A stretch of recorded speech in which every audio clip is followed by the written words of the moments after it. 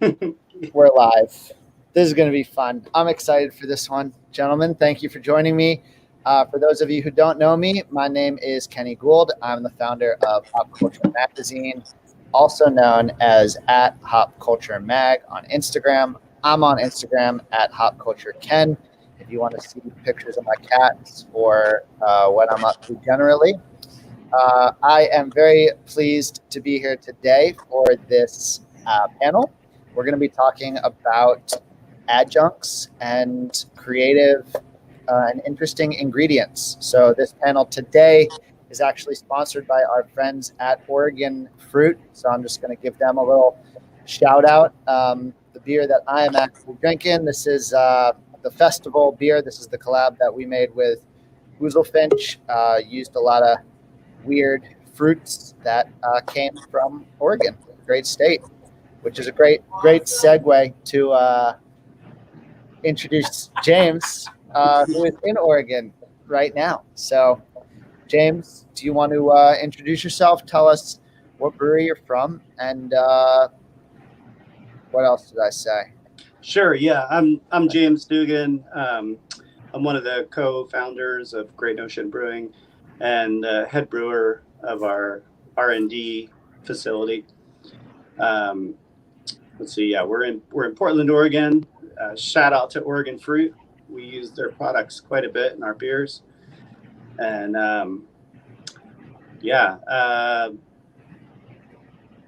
gonna pass it on to Jeppe. Thank you. I'm Jeppe. Evil Twin Brewing, based in Queens, New York City, and worldwide. As some of you might know, we are Gypsy/contract brand, but now we have a physical location also in New York. And I do pretty much everything and nothing at the same time. No, I'm all over the place. It's my company, and I just do whatever is needed most of the time. Skip, you up? Yeah, I'm Skip Schwartz. I work at WeldWerks Brewing Company in Greeley, Colorado. My job is to run the wood and barrel cellar, and then I also head up our innovation team. So whenever you see something kind of out of the box, that's usually coming from me and my team. Right on. Thank you. And what is everybody drinking? That's probably a good question to start. I mean, I can start. Yeah. I'm drinking something as simple as a smoked lager. Ooh. That we released last week, yeah. Oh, yeah. It's a super old school. I grew up in Denmark and lived close to Germany, and I used to go to Germany and buy beer all the time, and I've been to Bamberg, where smoked beers are from, and, we wanted to do one. I did one many years ago, back when people actually were drinking smoked beers. They don't do it as much anymore, but we've been wanting to do one in New York, and we did it, and it's people seem to like it. It's not selling as fast as some of the other stuff, but people are getting used to it again, so that's cool. If I were still living in New York, Jeppe, I'd have bought all that beer. That's one of my favorite styles. I love it too. I love it. James, what are you drinking? Anything? Yeah, I'm drinking something kind of light. It's almost 100 degrees in Portland, so oh boy. Let's see. There we go. This is triple stack. This is our let's see. It's almost 13%. It's an imperial stout with coffee and maple. Right on. And Skip, what about you? I'm actually drinking our collab with Great Notion, the Loose Boost, which is pineapple, passion fruit, vanilla, and coconut kettle quick sour beer. It's fantastic. It's really hot, and the smoked beer would be good, but Colorado's kind of on fire right now, so it's a little bit, too much for me. So, yeah, right. Is it really hot there, Skip? It's hot, but we actually have 3 forest fires going on. Like literally? Oh, yeah, so it's kind of the air is very smoky up here right now, and it's kind of a little scary. Yeah. So you don't need a Roush beer if you got it. No, right? They're all Roush beers today. Just stick the glass out the window. Yeah. Yeah. Right on. All right. Well, we have some questions today that I'd come up with, and then of course For people who have been watching all day, or if this is your first panel, you're welcome to type your questions into the comments, and we'll try and get to them toward the end for a little Q&A. But whoever wants to start, this question's for anyone. We're here to talk about ingredients, and specifically strange and weird ingredients. And so I am curious, what is the coolest, crazy ingredient that you ever used in a beer? What beer did it go in, and how did it turn out? What was the final product like? All right. Do you want me to start? I'd love for you to start. Avocado. Avocado beer. Yeah, we did an avocado beer last year, a spicy margarita avocado. So it had avocado and salt and hot sauce. It was weird, man, but we had to do it. I was looking through the ingredients from some food provider, and they had avocado, and I was like, I gotta try it out. I love avocado, so I was like, let's do it. It was pretty weird. People seem to enjoy it. I mean, obviously some people didn't like it, but it was fun, and it's a thing that I've been doing more, like trying to do more vegetables and not just fruits. We did a carrot beer also, inspired by Burley Oak in Maryland. So, it's something that I like doing. It's fun and it's weird and it's different, and it definitely surprised people when you put out an avocado beer. Yeah, how did you use it, Jeppe? We use it as the same way we use fruit. So we had avocado puree, and we just added it like we would add fruit. So yeah, it was strange. It was a lot of avocado. You bought like big bags of puree and added it. So how much sugar is in avocado? Like, is there a lot of re-fermentation going on? No, not a lot. Not like fruit at all. Sure, yeah. Yeah, but I have to ask, because avocado is a strange ingredient. Somebody reminded me in the comments, what about that time you just threw money in the money and frozen pizza? That's pretty strange too. That was in Norway. That's long story short, but I was going to Norway to make a beer with a friend up there, and when I travel to different countries to brew beer, I always wanted to search out local ingredients. We went to Iceland and did Icelandic moss and kelp and stuff like that. So when I was going to Norway, I emailed the guy and was like, hey, we got to use Norwegian ingredients. What is Norway known for? He said money and frozen pizza. And I was like, all right, let's throw it in the goddamn beer. That's awesome. Yeah. Oh man. All right, Skipper James, what about you guys? I can go next. Recently we just did a beer in our fruit camp series, which is like a heavily fruited, quick sour, like smoothie style beer. We did a mango lassi version, which is a very popular drink in India. And so we put yogurt in it, and it was a collab with Noosa out in Fort Collins. And so we got about 1,000 pounds of yogurt actually went into the beer. And then we pasteurized it, and that had, if you've ever had a real mango lassi, I mean, it tasted identical to it. It's hard to call it beer, but I mean, it was really good. Thick. It had mango, yogurt, and cardamom was in it, and it was, like I said, it's super interesting, but definitely probably the wildest one we've done. We've done a couple other, hot sauce barrel aged Gosa. We've done the, Rocket Pops, Fruity Pebbles, yogurt. We've done eggs. We did an eggnog beer, but I would still put yogurt as probably the strangest ingredient that we've used so far. Yeah, that's cool, man. So were you concerned at all about the lactobacillus? So we pasteurized all of it, so we were not worried about it. But had we not had a pasteurizer, yes, would have been very worried about it. Oh, you pasteurized the final product? The final product, correct? Yeah. So we put it all in actually cold side, so then pasteurized, and so it maintained a lot of its thickness, and it was a pain to get through the pasteurizer. Cool. Yeah. Did it drop out at all? In cans over time slightly, but honestly not as much as when we did whole milk once, and that dropped out terribly and actually like formed a pudding in the bottom of the can, which people were eating and really enjoyed. But compared to the mango lassi, or compared to that, it did not drop out that much. Cool, man. We actually used yogurt in the beer also, but we used it to sour the beer. The one in Iceland, we used Icelandic skyr, which is sour yogurt from up there. So it's pretty cool. Yeah, that was kind of like the origins of like quick souring or kettle souring in the U.S. Brewers using yogurt, right? To sour stuff. It was Nancy's Greek yogurt was like the one that everyone was using. Good Belly is what we used a lot. Okay, yeah. So what about you, James? I don't know. If I had to guess, I'd guess you've probably thrown some weird stuff in beer before.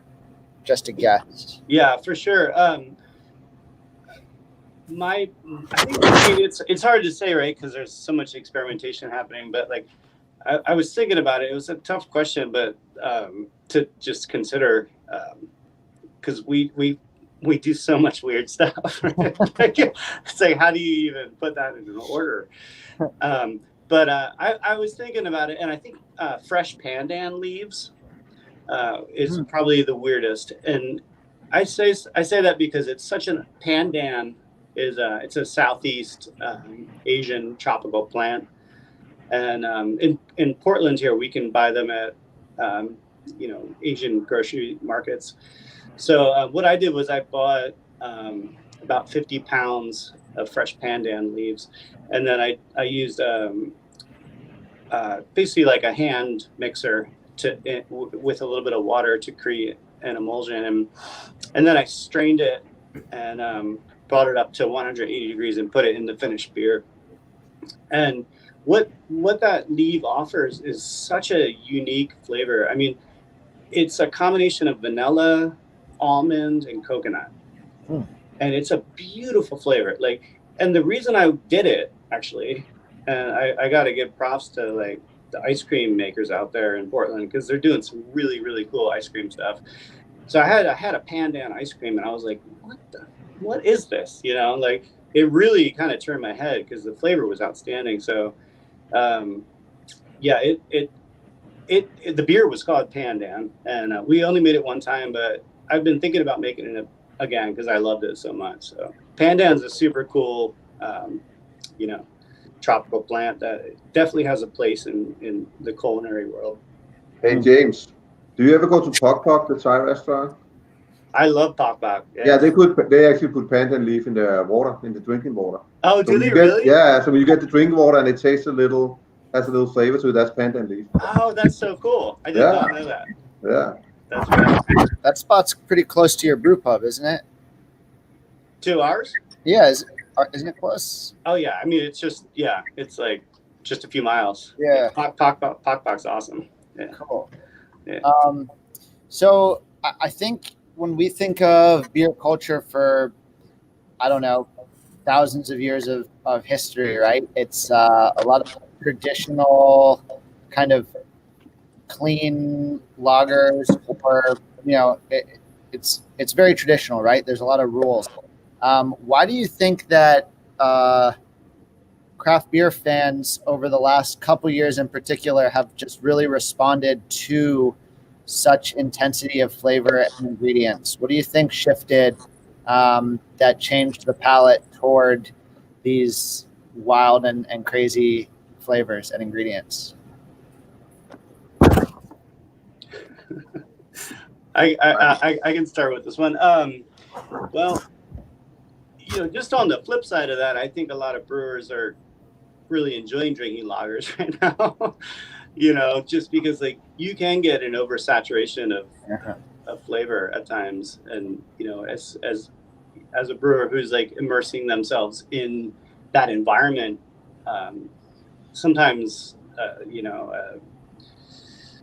any type of lager is like exactly what you want, or any kind of like a wit beer, any kind of light beer is refreshing, but like it's all about balance, right? So like when it comes to the consumer and it comes to selling beer, that really changes things, right? Because it's like we make a Pilsner, but it will never sell as fast as like an adjuncted, sour of sorts, right? So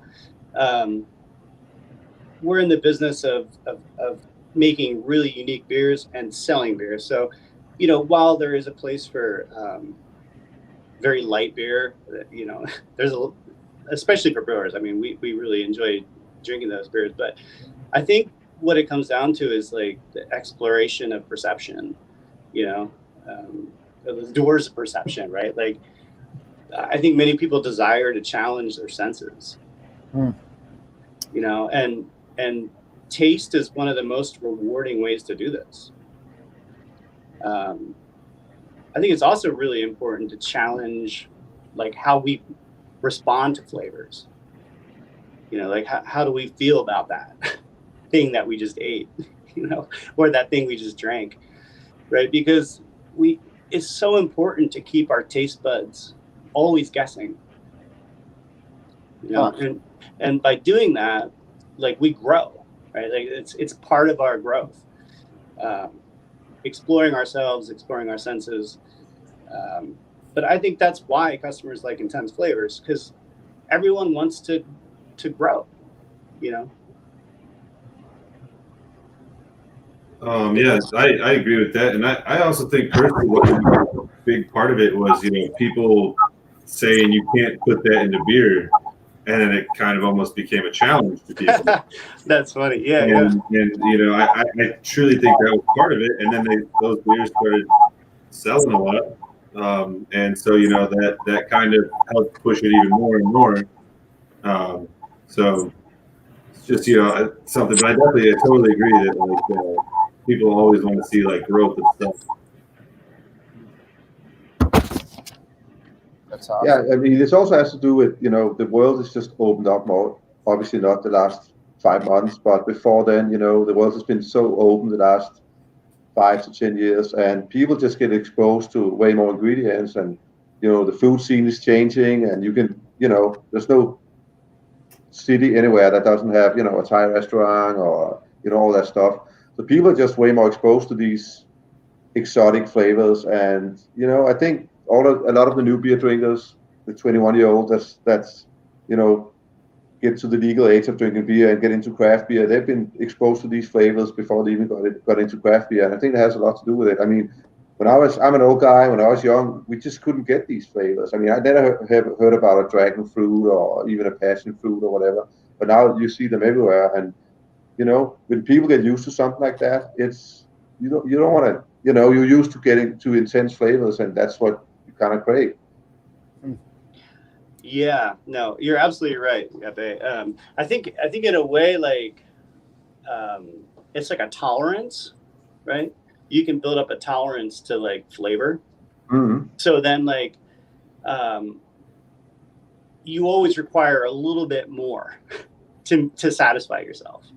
Yeah. Like when you first get into something spicy, right? It's like, oh wow, that's really spicy. But then you start craving like something a little bit more spicy. So and then all of a sudden you're eating like the hottest peppers around. And if flavor is like that, right? So like if you had like, oh, this is like the most maple forward beer I've ever had. Well, is there another more maple forward beer? Or like just weird flavors, right? Like because you want to satisfy that craving that is inherently built into us, that we just desire. It's our desire, right? Like not only do we like the way a beer makes us feel, or you could say maybe alcohol, but if we didn't care, we just drink vodka, but we do care. We're very interested in like the artistry of what we're all doing. So by following, and like traders, right? Like a lot of traders are like, they trade beer because they're seekers. They're seekers of like flavor. And personally, that's how I started, like just trading beer. I was trying to figure out what is good, what is a good IPA, what is a good imperial stout. Like, I've been out of the trading scene for a long time, but like that's a beautiful scene in a sense, because like those are people who are seeking information for their senses. And once you start doing that, it's really hard to turn back. It really is. And Jeppe is right. Like these young kids, they grew up differently than we did, in the sense that like we didn't have access to all these incredible flavors when we were younger. So like now when you're 20 years old, you know, like you are already on high alert about what is good, what you like, you know, and then you get into the beer scene and it's like your expectations are different than when we entered the scene, when we turned 21, you know? Yeah. I mean, I don't know what your first craft beer was, but I remember early on in my beer journey trying beers that blew my mind. And, you know, I try those same beers now, and it's been quite a few years. So whether the recipe has changed or not, it's something consumers argue about all the time. But let's assume it's the same recipe. But sometimes that beer that I tried, you know, 10 years ago that blew my mind, which I thought was the most hops you could fit into a beer, tastes sort of pedestrian now because you have continued on that journey, just like that spicy dish that you had that was the spiciest thing you'd ever tasted. You know, you continued trying spicier and spicier things, and if you tasted that original dish today, it tastes kind of normal. So yeah, that's an interesting answer. I think I appreciate that. So all right. Jeppe, you know, you're making pastry water now. I Don't judge me. no, I would. You're talking to the guy who I'm a big proponent of hard seltzer these days because I like to drink it. But it's a different beverage, right? It's not the beer that people are used to drinking necessarily when they walk into a brewery. And so I guess for people who don't know what that is, I was hoping you could give us like 20 seconds, like what is it? What are you making? What is that product? And I'm curious specifically for you, since you're making it, do you find that medium offers you sort of new frontiers for flavor? Does it allow you to push the envelope in ways that you're not able to with beers, and maybe push it in different directions?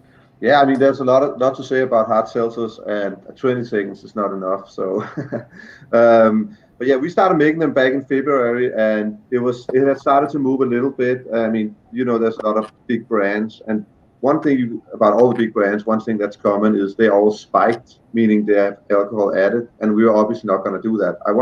We wanted to make a natural product, so our seltzers are made of white sugar and is fermented with wine yeast.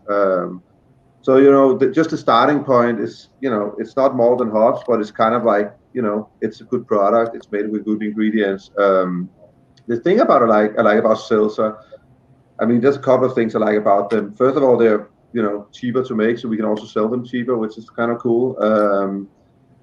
The fact that the base beverage, like the hard seltzer with no adjuncts, is such a blank canvas. It doesn't have a lot of flavor, meaning that when you add an adjunct or an ingredient, you can taste it, like you get the actual taste of that adjunct. So I like that about it, because often when you add fruits to beer, you would have to combine it with something else to get what you want out of it, because the beer already has a flavor.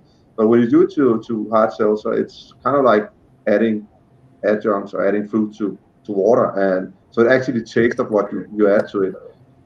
Which is why we've been doing like gummy bears, which actually tastes exactly like a gummy bear and stuff like that, which is, you know, it's fun to make and it's cool, and people seem to be enjoying it now. I mean, when we did the first ones back in February, we got a lot of hate, and that was fine. I believed in it. I was like, let's just try it and let's do some more. And now, you know, people suck it up. I mean, we rarely get an order at the brewery without at least a 4-pack of seltzer, and you know, I see people trading for it now and all that stuff. So it's definitely catching on.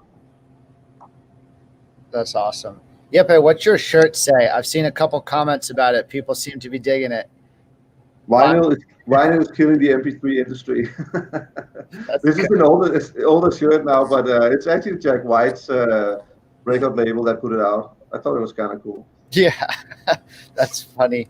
All right, this James and Skip, this one's for you. You think Great Notion or WeldWerks is going to be getting into the hard seltzer game at some point, or have you yet? And I just don't know.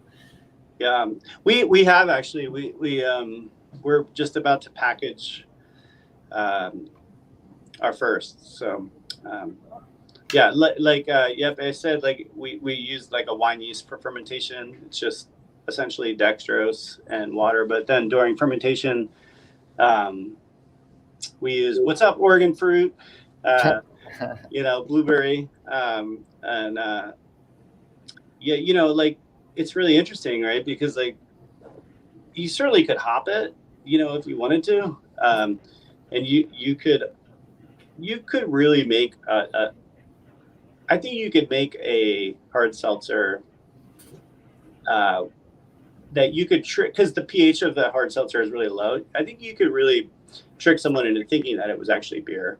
100%, if you wanted to, but not that you would want to do that. But just that alone, like says the opportunity there is incredible. Like, one thing I really also like about it is like the color is neutral, right? So anything that you add that's going to add color is like this beautiful expression, right? If you put hibiscus in it or something, it's going to be this vibrant red color, versus if you put hibiscus in I don't know, like an IPA or something, you're already dealing with yellow, right? So then you're blending colors and you never get the true expression of the color.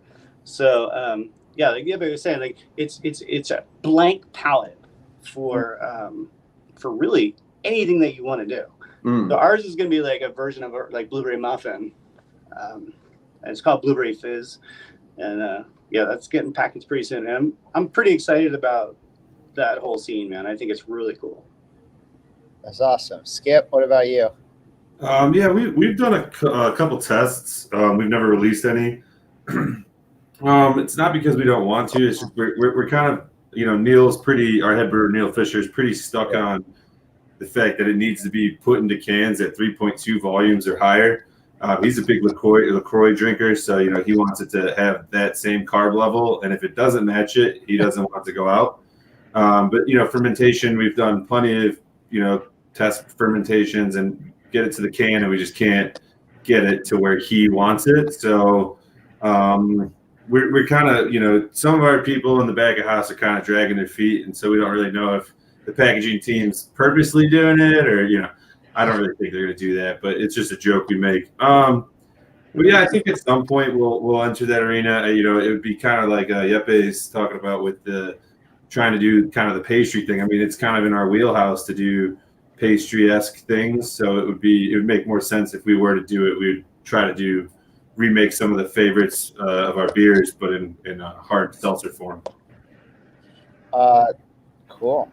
I look forward to trying it one day, Skip. And James, that we got to talk. I got to get some of that blueberry. All right. Flavor, we're talking about flavor, and flavor I think is just like can be really personal, right? And so I'm curious whether it was in a beer or not, like what is the most interesting flavor that you've ever had, whether it was in a food or a drink or, you visited somewhere and you just tried maybe something that they make there regularly that we just don't get every day here in the States. Like what was it for you that really kind of made you open your eyes? I'll go first because mine's probably the boringest answer. That one chip challenge that was going around a while ago with the Carolina Reaper. That chip like changed my life. Maybe not for a good thing, but like I've never had something that like intense and like it literally was like euphoric and like made me like reevaluate a lot of things in my life. So I would say that was probably one of the most interesting things that I've ever just like eaten or just experienced. It was very strange. I don't think I will ever eat one of those again. I'm not really big on hot things, but that was for me the first thing that came to my head when I heard that question just now. That's awesome. I mean, I've traveled all over the world for many, many years, and I've tried pretty much everything there is to try. I've had, fermented shark, and I've had the surströmming, the fermented fish in a can in Sweden and all that stuff. So I have tried super weird and disgusting and great flavors. The one that really stands out to me, and it's hard to pick one because I have tried so many things, but Szechuan peppercorns are something that I and very fascinated by it because, they have this size having this very unique flavor that you don't get anywhere else. They also have that numbing sensation when you eat them. And, there's different levels of Szechuan peppercorns and different qualities, but if you find them the right way, find the right Szechuan peppercorns and good quality, it's like you almost hallucinate when you eat it. And it's just super cool and it tastes awesome. So I'm hugely into Szechuan food right now. And luckily, in New York City, we have a good Szechuan food scene. So I'm exploring a lot of that. Cool. And plus, I love spicy food. I eat spicy food pretty much every day. Oh. Are there other types of peppercorns, or is that like the one? It's called a Szechuan peppercorn. It is a specific type. I think there's only one. I mean, there's different qualities, but it's from the Szechuan region in China, and it's just unique. I mean, if you haven't had it, you should try it. It's almost like going to the dentist. Your mouth gets numb. It's pretty cool. That's cool. Yeah, for me, I think it would probably be this mushroom. It was cubensis, and I ate it, and I had maitake and shiitake, but it really opened up my senses a lot. I was seeing bright colors. All right. Cut that part. Where can I get this special mushroom? I'll trade you for some hot seltzer. Yeah, I'll take some. Yeah. Man, I think probably just wasabi for me is really just, it challenges me so much. Like, I love sushi, but every time I eat wasabi, I'm just like I kind of want to like it, but I'm struggling with it, So I'm working on my relationship with wasabi. But that is a very intense leaf or like a ground product. It's pretty easy. Yeah. That's a good answer. Sure. Is it Q&A time? You got some lined up? Let's do it. I'm getting to them right now. All right. We're almost there. Yeah. Here's something interesting that I always like to ask people who have been in the game for a while and are kind of leaders, as I see all of you. Is there a brewery that you've tried recently? Either somebody brought you something, or somebody sent you something, or you happen to, not traveling as much these days, but you traveled somewhere. Is there a up and coming brewery or someone smaller that you've tried something from? On the wild flavor front that really blew you away, that you thought was doing some pretty interesting or compelling stuff? I mean, we try a lot of beers all the time, and people bring it by, and sometimes it's a little hard to remember one from the other because there is a lot out there these days. One that I discovered last year, and I've actually been doing a collaboration with them since, a couple of collaborations, is 8th State. Definitely. Yeah, then they're just a tiny little brewery, and they have a fun mind, and they do hard seltzer also. We did our first hard seltzer collaboration was with them because, they do that too. And it's just one of those breweries where, you taste their beers, and they're not all exceptionally great, but they all have some kind of unique flavor to them, and I like that. I like experimenting a lot, and I think sometimes it's okay not to make it perfect. I mean, if we all just used cinnamon and coconut in all our beers, they're all going to be great, but that doesn't bring any new things to the flavor to the table. So I really like when brewers explore these different things, and sometimes they hit it on the nail. So. Yeah, I actually had 8th State on my list as well. Another one for me personally is Humble Forager, and just the Forager brand in general. Those guys, I think, are doing a really good job of putting in interesting flavors, but also like just the intensity of their flavors are up there, like the 8 States. Just super intense, and kind of like pushing the edge even more of like how much flavor you could put into a beer. Did you say Forager? Is that what you said? Forager, yeah, and then their new brand, the Humble Forager, their can brand. Cool. Yeah, man, I used to be really like up on all the new breweries, but I have to be honest, man. I don't get a chance to taste them enough, and just the way life is right now. I'm kind of in a bit of a void with just focusing on our company and my family.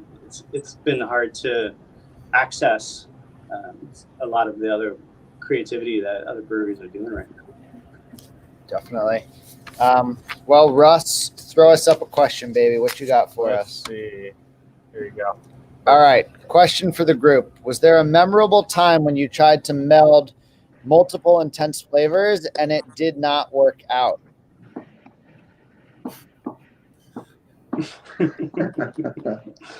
Everybody's been a little. I'm sure there was. I'm trying to think of the worst. The worst, yeah. I have one. We actually had a maple to a beer one time, and it tastes like barbecue sauce. I have no idea why, and I was like, "What the hell? Why does this beer taste like barbecue sauce?" So that was one.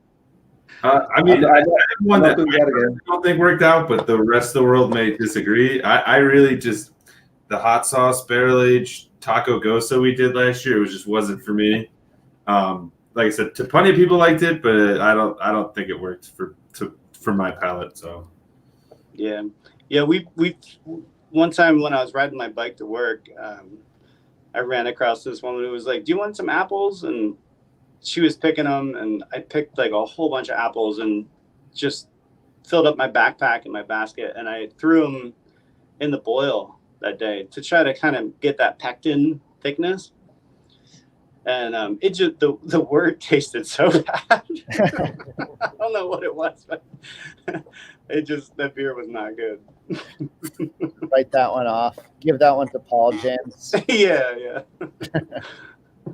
Yeah, what do you got for us, Russ? All right. Outside of seltzers, what do you think is the next big direction with regards to fermented beverages? Hard tea. Yeah, I think like distillation. If we could find a way to combine distilling and craft beer together, I think that's a really cool potential. It's a different license, but there's a lot of kind of cool things that could happen by distilling beer. Yeah. I think hard tea might be a thing. I don't know. Hard tea? Tea, yeah, like, I don't know. Kombucha? Hard kombucha? Not even kombucha, just like basically seltzer, but then add tea to it. That could be interesting. Like Rooibos has like a super earthy thing, like could be really cool with Brett. Or like jasmine tea is like really a beautiful flavor, like, yeah. There's just so many interesting flavors that you can do with tea. And, personally, I don't really, we haven't made a good one, a tea beer, but I think with water being such a blank slate, like we spoke earlier, that you could probably get a lot of those flavors through a lot better in water. So I feel like that could be, something. Yeah. All right. What is the adjunct you want to use but have not been able to source yet? Cloudberries. Cloudberries? Yeah, I mean it's a kind of a yellow raspberry that only grows in Sweden or in the Scandinavian region. And Kent Young has made a beer with cloudberry called Soleil Minute, which is not, you can't get it. It's just a super cool berry. It has almost like a salty kind of flavor to it. So it's like a salty raspberry. It's very hard to get. It's extremely expensive. I would love to use it, but there's just no way in hell we can get it. And it would cost a fortune if we could. So, but that's a berry that I'm pretty obsessed with. I've eaten it in Denmark, obviously, but you can't get it over here. So that's a cool one. It's got such a cool name too. Yeah, that's nice. Cotton candy grapes. I don't know. Those are cool. I found some. You doing it? Yeah, we're doing a beer with it September 1st coming out. What are you doing? Yeah. Send it to Skip. I'll shoot you. Send me some. Yeah. Right. Yeah, we've been trying to, but we just can't source them. I've been trying everything I can, and I just gave up last year. I got you. Talk to I'll send you an Russ. email. Talk to Uzzle. Yeah, I've been doing a series of cotton candy beers. I think we released 3 of them so far. It's like the fluff series, like cotton candy, or strawberry fluff and cherry fluff and blue raspberry fluff. And we're using floss sugar. So floss sugar is like essentially the sugar that you use to make like flavored cotton candy, and just buying a lot of it. And the color comes out cool, the flavor comes out cool, and mostly in like higher ABV kettle sour style beers. But yeah, at one point I bought a bunch of cotton candy grapes and dehydrated them because I thought that would be like a way to accentuate that flavor, but it did not work. It's all about the juiciness of the grapes. It's great. What is a cotton candy grape? Oh yeah, man, you got to try these things, dude. They're so I'm doing it right now. They are grapes, and they just taste exactly like cotton candy. It's pretty silly. Yeah, that's pretty sweet.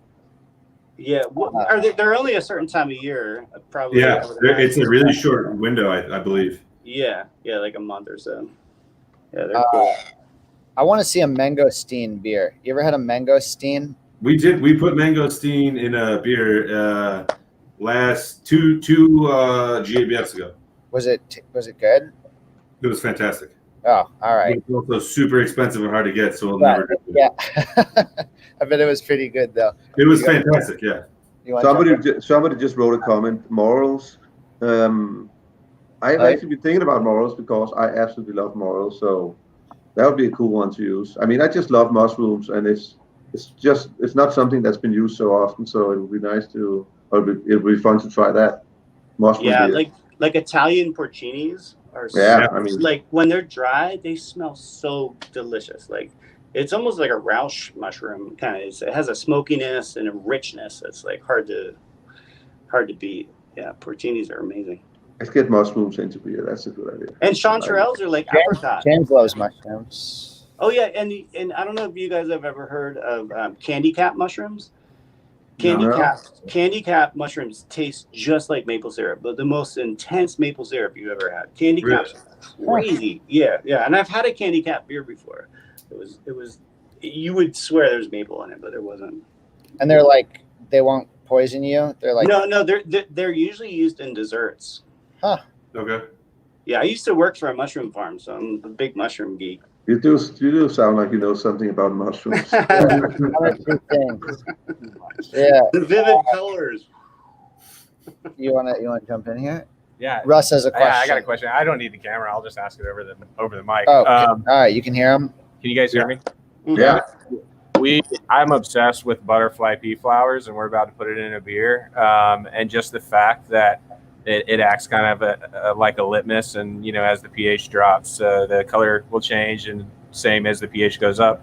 Have you guys ever done anything like that? We're actually mixing that with our cotton candy grapes to kind of give it a cool feel. But have you ever messed with anything like that? And how important are visuals when it comes to adjuncts, as far as like final visual with the consumer?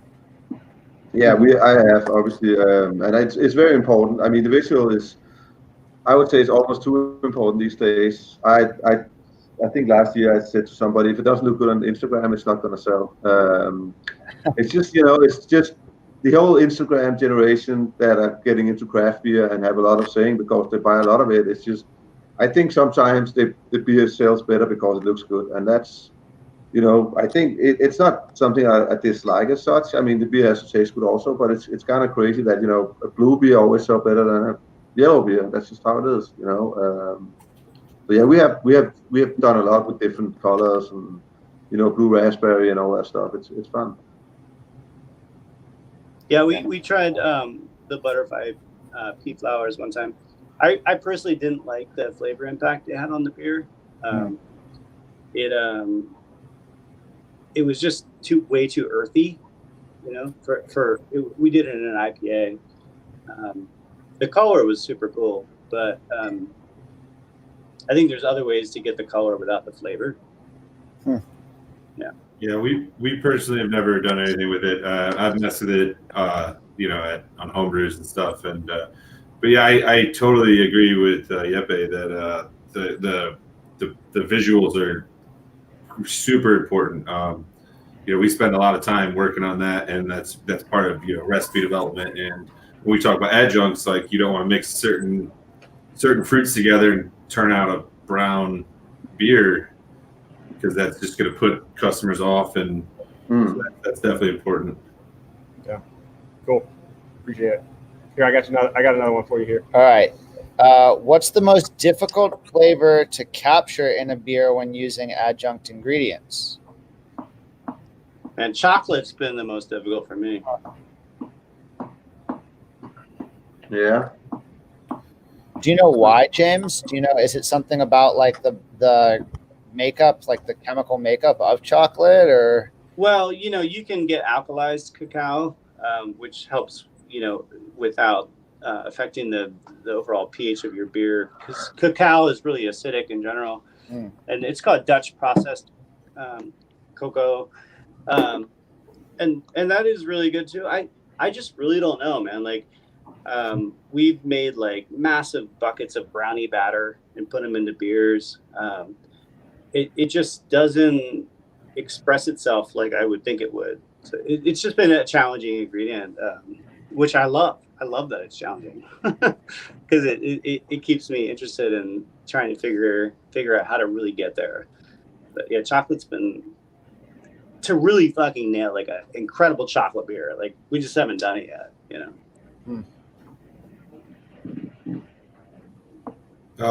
I guess for me, coffee. I know that sounds strange since coffee but I just think it's such a tightrope walk where all of a sudden you have a great flavor.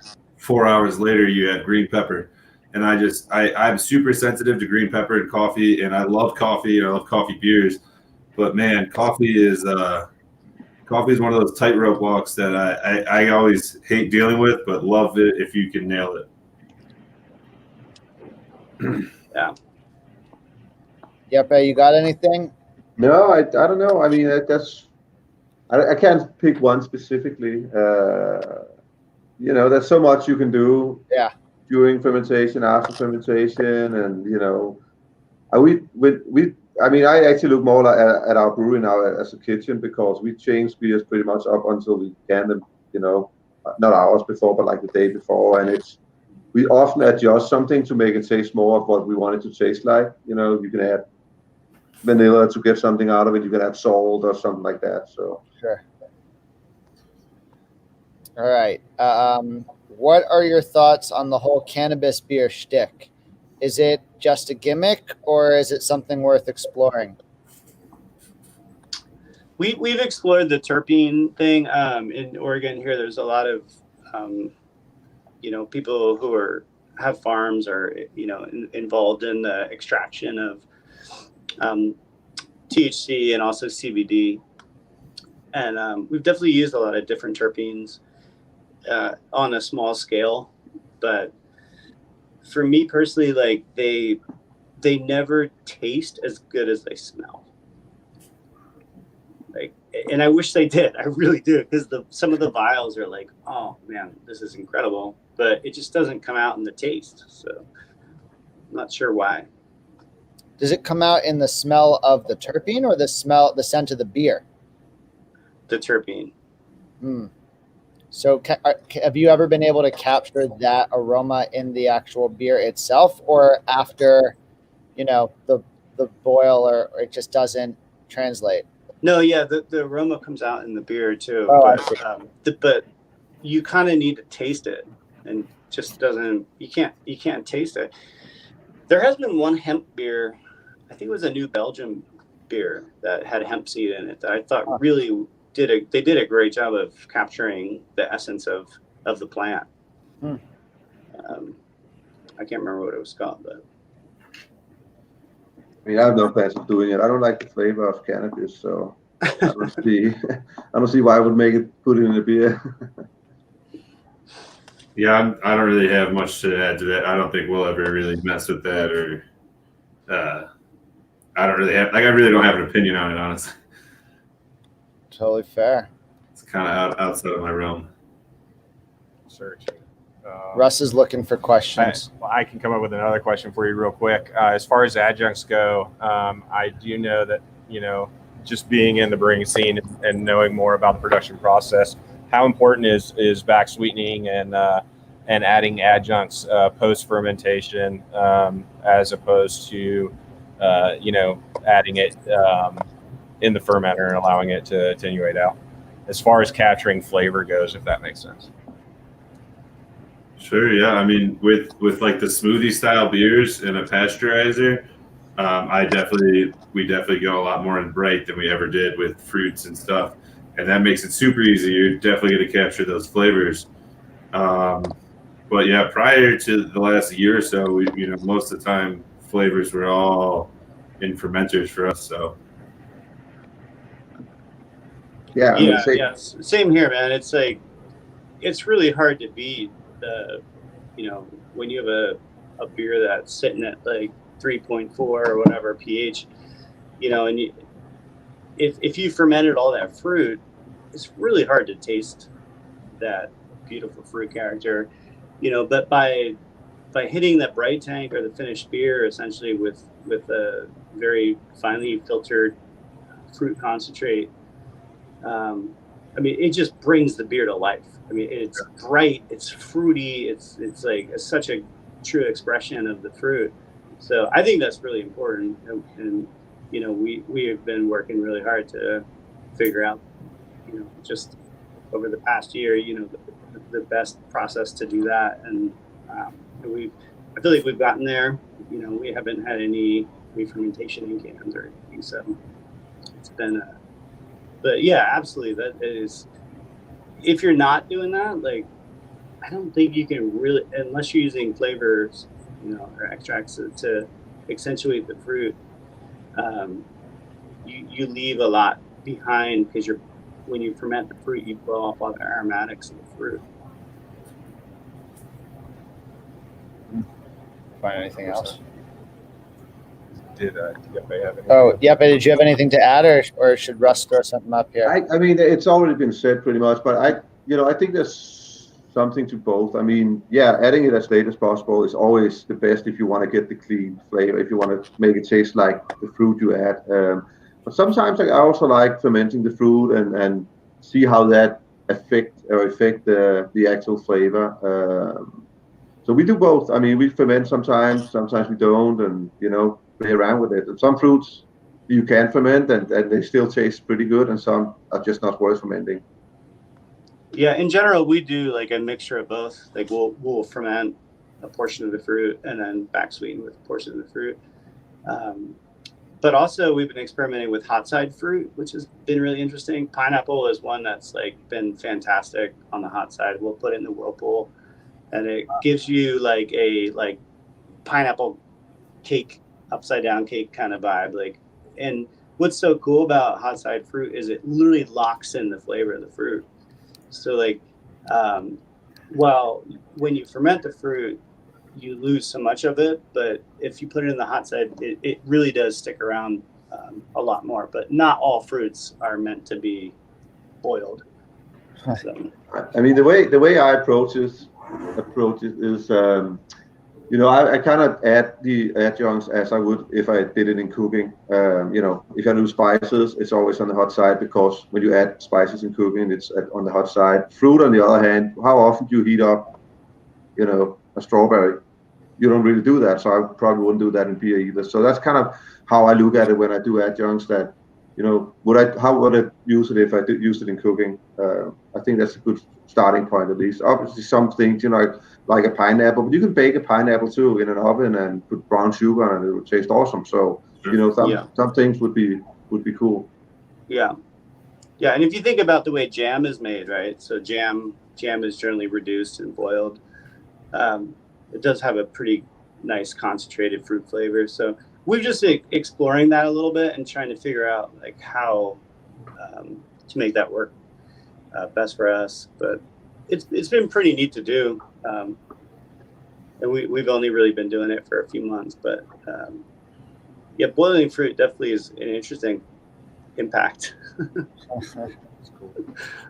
All right, what's the hottest, I guess, in terms of SHU adjunct you've ever used in a beer before? The what? The hottest adjunct you've ever used in a beer before? Like Maybe spicy? like spiciest? Well, I don't know what SH. I would. They're probably Scoville asking- heat unit, I think. Yeah. Is that what it is? I would guess so. I'm gonna feel really cool I'm about more myself interested if in the that's other what it answer of is. like what the Like what the hottest, the coolest, like that, like what turned out the absolute best. Yeah. All right, I'm interested in that too, actually. So I'm gonna change this question a little Sorry, bit. Brock. What's the adjunct you've used that has just made, like, you know, the best, right? Like, what's Yeah. cooler than being Yeah, cool? what's- cool? Ice cool. What's All the right. biggest win? What's the biggest win? Thank you. What's been the biggest win for you in terms of like a weird ingredient or adjunct? Marshmallows. Marshmallows. When we started using that in our sours last year, I hadn't heard about it before. It changed our business. I mean, we just sold way more beers all of a sudden. I mean, marshmallow really works in a lot of beers. I mean, it's obvious for stouts to use marshmallows, but it actually works in fruited sours really, really well. So we've done quite a few of those. We have a collaboration series going on with the Veil where we always use marshmallows, and it just works, man. It's super cool, and people seem to be very much into it. So. Yeah, marshmallows are fun. We make a cereal beer with we have the blueberry muffin, but we make, every Halloween we make blueberry muffin, which is blueberry muffin is a cereal like that's released at Halloween. And man, the combination of that cereal with the little blue marshmallows, like it's really awesome. I mean, we put a shit ton of blueberry cereal in the beer, but yeah, I agree. Marshmallows are really fun. It's gelatin, right? So it's a thickener. So it kind of, marshmallows don't have a ton of flavor, but they definitely thicken things up, and it's a selling point for sure. Skip. I'd say the biggest win for us would probably be coconut and hazelnut together. Huh. With our Starry Noche. I'd like both of them, but I didn't really think personally that together they would do as well as it has done for us. So, Skip, are you pasteurizing? How are you treating the coconut, or the hazelnuts? they're toasted, and then we're doing flour and toasted in an adjunct vessel, and then we're pasteurizing afterwards. Yeah, cool. And we're also using raw and toasted coconut as well. Oh yeah, are you? But then the final product is pasteurized. Yeah. Yes, correct. Yeah. That's cool, man. So that's really opened things up for you guys with it's really changed in the last year. It's changed how we treat all of our adjuncts. We're able to use a lot of things that in the past we were afraid to use, due to issues with barrel aged beers going bad early on in our history. It's always been a huge concern. So we've kind of strayed away from certain things, and now we're not afraid to use anything because we know we can always pasteurize. What type of pasteurizer do you guys have? We're using a Good Nature flash pasteurizer. A flash pasteurizer? Good Nature out of Buffalo. Okay. Does it go down like a chain, where it goes through a couple? It goes through like a heat X, and then it has a heat loop, and it's got a couple pumps. It's a tiny footprint. If you want to email me, I can send you some more information. Okay, that's cool, man. That's Instead of really boring cool. all these people with the pasteurizer. Yeah. Sorry, guys. Yeah. Yeah, let's talk about the pasteurizer. Yeah. Get a room, guys. I just got the info the other day. I can shoot it to you. Yeah. That's cool. All right. Well, guys, we are out of time, I'm realizing now, but thank you so much for making yourselves available. This is awesome. I know, James, we're going to see maybe you, and I know for sure your co-founder, Paul, a little bit later tonight for the Tipsy Ask Me Anything. So I'll be there. Excited for that. Oh, you'll be there too? Yep. Rad. See you there. This is awesome. If you guys have any other questions for any of these rad brewers up here. I'm sure you can always reach out on Instagram or something. But until then, gentlemen, thank you so much for your time. Thank you. Yeah, thanks. Thank you. That's Thanks, fun. Kenny. Bye. All right. Bye. Later, guys. See you.